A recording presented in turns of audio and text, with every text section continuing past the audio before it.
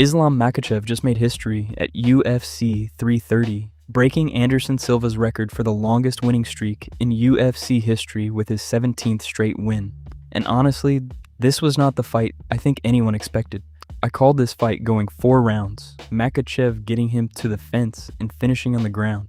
Instead, we got all 25 minutes, a fight that Garry was actually winning at multiple points, and a finish that came down to the final round. So let's actually get into what happened. From the opening exchanges, both guys were feeling each other out on the feet, which honestly surprised me a little bit. I expected Islam to come out and immediately start hunting for the clinch, like he always does. But early on, it was calf kicks, jabs, feints, both guys testing range before anything really opened up. And I think that's actually proof of the exact stance matchup thing I talked about in the prediction.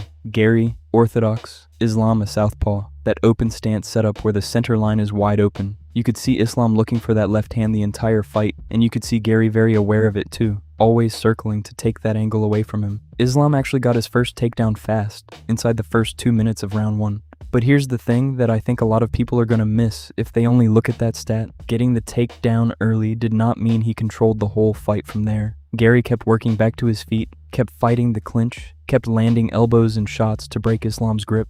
And I think in the moment, if you were just watching round 1 live with no context, you would have said Garry looks completely comfortable, he's not panicking, he's finding ways to survive and even land his own offense in exchanges where most guys just get smothered and put away. Then round 2 is where Islam actually opened things up more on the feet, and that's where you get the moment I think mattered most in this entire fight. Coming out of a clinch exchange, Islam drops Garry with a head kick. I did not have that in my prediction at all. I thought if Islam was going to hurt him standing, it was going to be with the left hand off that southpaw angle I talked about, not a kick. That head kick is honestly one of the most underrated moments of this whole fight because it's the one thing that told you Islam's striking is not just there to set up the takedown anymore, it's a real weapon on its own. And that's exactly the judo-based, off the clinch style of wrestling and striking combination I talked about before this fight. He's not just shooting a double leg from 10 feet away. He's finding you on the feet first, hurting you there, and taking it from there. But then round 3 happens,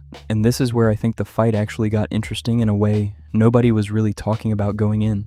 Garry started stuffing Islam's takedowns. He started landing real damage in close, body kicks, calf kicks, chopping away at Islam, and doing exactly what I said in the prediction video, going after that lead leg because of the open stance. And it worked. Islam is not walking through this round unscathed. He's absorbing real shots. Round 4 is honestly the round that I think tells you the most about where this fight actually was. Islam started to look weathered. His attacks got slower, more telegraphed, and Garry was gaining momentum heading into the 5th round.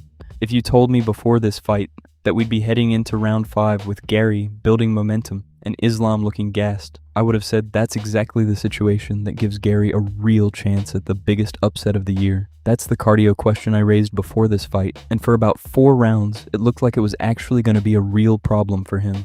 This is a guy who's carrying new size at a new weight class, going up against someone who's a legitimate natural welterweight, and not someone who ballooned up just to make the cut. That's 25 minutes of chasing a bigger, longer opponent around the cage, and eventually that adds up. His volume dropped off, his shots got more obvious, less explosive, and that's usually the point in an Islam fight where he's already finished the guy in front of him. This time he wasn't even close to finishing Garry. He was just trying to survive the round and figure out how to get through the last 5 minutes. In round 5, honestly, Garry started that round looking like the fresher fighter. He's landing a right hook, a high kick, oblique kicks to the leg, and for a stretch of that final round, it genuinely looks like he might close this out and steal the fight late. But then you see Islam's experience take over. Even with his volume gone, even clearly the more tired man at that point, he finds one more takedown when he needed it most, drags Garry down, gets on his back, locks in a body triangle, and just runs the clock out from there. That's not a guy who's just physically gifted enough to smother anybody. That's a champion who, even exhausted, even outworked in stretches of that final round, finds a way late. I think that's actually more impressive than a clean finish would have been, honestly. Judges had it 49-46, 49-46, and 48-47, all for Makhachev. Unanimous decision. And look, the 48-47 card tells you everything about how competitive this fight actually was. That's someone giving Garry 2 full rounds. This was not the JDM fight where it's 50-45 across the board and nobody's arguing about it. Garry made this a fight. So let's go back to the prediction now, because I think it's worth being honest about what I got right and what I got wrong here. I said Islam finishes in the 4th round. Didn't happen. I said this fight goes long before it ends, and honestly that part held up. This thing went the full 25 minutes and it was ugly and violent in stretches, exactly like I thought it would be. I said Garry's takedown defense against Bilal doesn't necessarily transfer against Islam's clinch-based wrestling because it's a completely different attack, and I think that held up too. Makhachev had to work for every single one of those takedowns. This was not easy for him. Where I think I underestimated Garry was just how much success he'd have in the middle rounds. I did not expect him to be the one landing the cleaner shots for a stretch of this fight, and I definitely did not expect Islam to look gassed and hurt heading into round 5. If Garry has just a little bit more in the tank in that 5th round, I actually think we're talking about one of the biggest upsets in UFC history right now, instead of a historic win for Makhachev. Now here's the question everybody's asking. What's next for Islam Makhachev? And I think there's really only one fight that makes sense at welterweight, and it's Shavkat Rakhmonov. He's undefeated, and he's the one man who's already beaten Garry. And he did it with almost the exact same style Makhachev uses. Upper body ties, clinch work, trips instead of a low single. If Garry's defense gave Makhachev this much trouble, I think Rakhmonov gives him a genuinely terrifying test on the ground, because Rakhmonov's not going to get stuffed the way Garry stuffed some of these attempts. That's the fight to make. Outside of that, I think you have to at least mention Carlos Prates, purely because of how dangerous he is on the feet, even though I think his lack of takedown defense makes him a much easier stylistic matchup than Rakhmonov. And then there's the lightweight conversation.